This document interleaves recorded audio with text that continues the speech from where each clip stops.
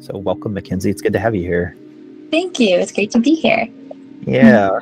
So what we really want to do today is we kind of want to, let people know a little bit more about who you are. We already have an interview with you out there, but we really kind of want to focus on your coaching and some of the unique offerings that you have, because I think what you bring to not only CSC, but to just humanity in general right now is really needed. So we're going to talk about, your coaching, which kind of takes some different forms, right? And so maybe you want to talk about just an overview of what you do before we dive in a little bit. Yeah, that sounds great. Well, first and foremost, my background and education started in nursing. And so I'm a clinical registered nurse part-time. And I have been working in healthcare for over the last 10 years in varying roles. A big part why I started stepping into alternative therapies, alternative health modalities, and integrative health, where we're taking Western medicine and clinical medicine and we're combining it with other philosophies and practices that we've learned from different cultures, different countries, different lenses throughout history, and kind of combining them together to create a healthy situation for each individual. And I have been leaning and blending that because in my time working as a nurse in this community, I've seen over and over again many healthcare workers who absolutely love what they do and they want to be doing their best. And I've seen lots of patients who really need the support of helpful healthcare workers, but there's a disconnect because of the system we're having to engage in. So oftentimes you have patients who are ready and accepting and wanting support, and you have healthcare workers that are ready to meet those needs. But there often is people who slip through the cracks and systems and regulations that don't actually line up with the best type of care for our human bodies and our mind-body connection. And so one of the things that's been important to me as I've gone through and seeing this is what can I do? How can I be a bridge for folks? Because I understand the barriers in healthcare. I understand what we have to work within and how systems interact with each other and the kind of stark reality of what we have to deal with. But I also see where patients and humans are not getting the care that they deserve and the care that they need. And people are avoiding healthcare locations, whether that's because the treatment or the finances or the many barriers that come with having to just step into the healthcare world as a patient. It just can be exhausting and confusing, and that's not fair. So I've been trying to figure out, how do I take the role that I'm in and be a good nurse for people, and also show them just introducing different practices so that they can kind of cherry pick what's going to work well for them in their life with their goals and their health conditions.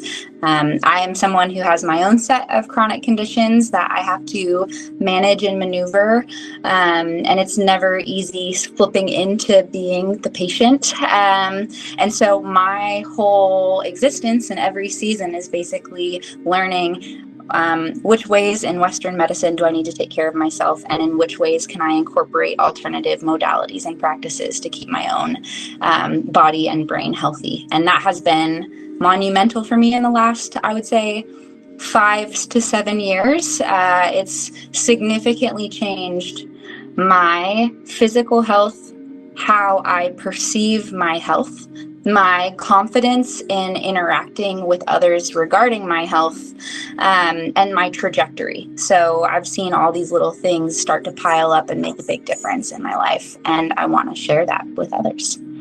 I love that so much. Thank you for sharing that, because there's so many just really core important things that you're touching on that are just relevant living in the United States right now. Because it's no secret that our healthcare system has always been complicated. And it's taken me, being in the administrative and billing side of a practice to finally truly understand health insurance and how to navigate it. But on top of that, you're right. There's this kind of increasing movement in this country whereby things are getting even more challenging. And that includes both the access and the care and the understanding, right? All of these things. Yeah. And so I think it's pretty miraculous that there's finally, people like you who are stepping up and saying, actually, I can help you bridge the system, and not only to the point of understanding it, but empowering people to learn about themselves and kind of find their own voice. Because so many of us, when we go to these healthcare institutions, we go to a doctor, there's this hierarchical difference. And it's like, I see it so many times. I see it in myself, my partner, my family, my friends. It's like, we hold back because there's this power difference. We feel like we don't know enough. We don't trust ourselves enough, on and on and on. When it's our bodies and our minds and our health. Yep. So you're the one living with it. That's what I tell patients. Like, this is your experience. These symptoms that you're bringing to the table, or whatever the thing is that you're bringing, you're the one experiencing it day in and day out. No one else is going to understand or care about it as much as it's important to you. And so that's the big piece of healthcare workers. Most of them have the best of intentions at heart, but no one is going to take care of you or your family member the way that you'd want them to, unless we can figure out that bridge of how do I advocate for myself? How do I communicate my needs and my goals? How do I express when your plan is not my plan and that's not going to work? Or, what the varying attributes are. Because it's a really, the system is not set up for humans who are the ones receiving healthcare to their bodies. It's not set up for them to be able to collaboratively make choices in their own healthcare, or to stop the healthcare provider and express to them either their questions or their concerns. And sometimes, most of the time, healthcare isn't even discussed enough at the pace that it should be for someone to be able to have the time to understand what questions they need to ask. We don't have time in our 15-minute appointments to integrate everything the provider's telling us, let alone having to pause and ask them, what does that word mean? Or what does that lab value actually mean? You don't have all that information. It took me 10 years of being in this to start really collecting the information. And so that's where advocacy comes in, because my grandmother doesn't know the questions to ask, but I do. And so that's kind of where this has all started, of grassroots of I care so much about, I'm starting to practice speaking up for myself. I tell my providers I'm a nurse, I'm going to be participating in this care. And then I start doing that with my family members and my loved ones. And it's really important to just be able to know that you're allowed to take up space. You are the person receiving care. This is all about your well-being. And being able to express that solo and know how to navigate all that is nearly impossible. And so that's why I think advocacy, whether that's, a family member or a support person or me or a different bridge, is really, really important, because two brains is always better than one. There's more accountability. And when everyone's coming at it of we are just trying to find the best solution for this person here, then great. Then we're making progress. So good. Yeah. So just to kind of reiterate, in this aspect of your coaching, and while you do, kind of incorporate all the things if people are wanting and needing them, this patient advocacy side of your coaching is really geared toward people from the beginning to the end, wherever they need it, from the prep to the integration and the understanding. And I think that you mentioned something that I think is pretty appropriate right now, and that's that as our population, ages right now, there's this kind of just crazy stuff happening with needing to figure out how to work together, how to make sure people are getting care they need in an affordable way and navigate things. And so I think your services right now are beneficial to people in all walks of life and in all stages of life. Yeah, it's really interesting to see. I mean, it's the same themes, and they just pop up differently depending on what season or stage somebody is in their life. And I was trying to think back, what's a rough estimate? How many patients have I worked with in 10 years on average? If I've had somewhere between 5 to 15 patients in one day, 5 to 20 patients in one day. And I've done 10 years of healthcare. I just like think about every single different person that has their own set of needs and goals and diagnoses, their own little blueprint to their body. It's just one, such a gift to be able to be like immersed in it, but two, no story is the same. There is not a textbook or an algorithm that fits for everybody. And so whether someone is in the trying to have birth control or considering getting pregnant or going through anything related to the beginnings of life all the way, and then like healthcare for maintaining your own body throughout the stages of your life up to the aging process, which we often don't think about, but there is a natural decline that will always occur as we age. Our bodies, it often takes people by surprise as we age because our culture doesn't like to look at aging or death or pain.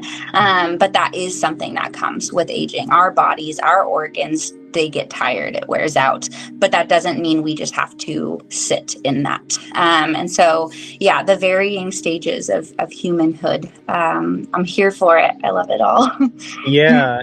I appreciate your kind of sharing just some of your perspective, but also I appreciate that you're honing and clarifying this kind of work, because as I've reiterated over and over again, I think it's so important right now. So I'm grateful that you're doing it.